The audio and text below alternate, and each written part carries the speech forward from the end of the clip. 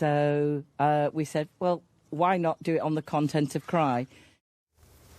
There you go. Yeah, next tonight, the popularity of pets has risen during the pandemic, and yet many dog owners aren't aware of the impact their animals are having on the environment. Yes, large amounts of greenhouse gases are released in the making of dry dog and cat food, and 30% of the livestock reared is actually destined for pet food. But there are changes owners can make to reduce their carbon paw print, as Derek Johnson reports.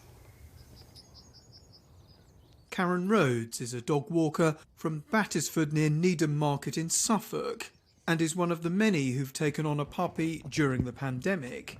She says she's aware of the effect household pets have on the planet. Not just food as well that has an environmental impact. You've got to think of all the equipment that comes with them. They're waste bags as well. They have a big impact, and if waste is not picked up, it has all sorts of bacteria and it can get into the watercourses. So it's food is just one part of it. There's a growing awareness of the way that livestock contributes to the carbon paw print from our household pets. An area double the size of the UK is used to produce dry pet food for cats and dogs every year. And that type of pet food was found to produce 106 million tonnes of carbon dioxide every year. And according to the United Nations, 30% of reared livestock worldwide is destined for pet food.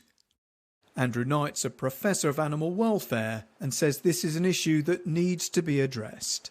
What we haven't realised until very recently is that the pet food sector actually is a major part of all of the emissions of the livestock sector. The land use, the water use, fossil fuels, pesticides, fertilisers, greenhouse gases produced. One of the best things people can do, I think, is consider that actually the pet food that they're giving their animals on a regular basis, it's got some environmental impacts, and actually they're really large.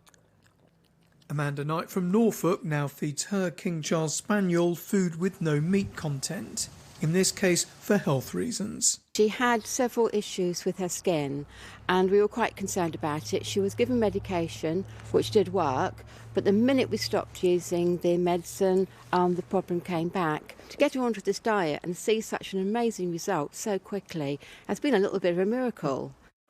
Some scientists have urged caution, particularly over feeding cats plant-based food, saying it could be best to consult your vet before switching.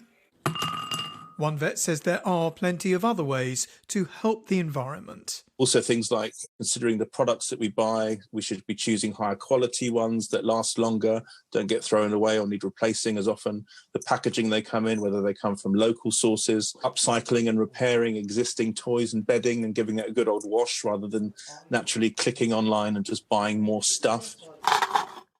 There are almost 20 million dogs and cats in the UK. Changes in the way we care for them could bring major benefits. Derek Johnson, ITV News.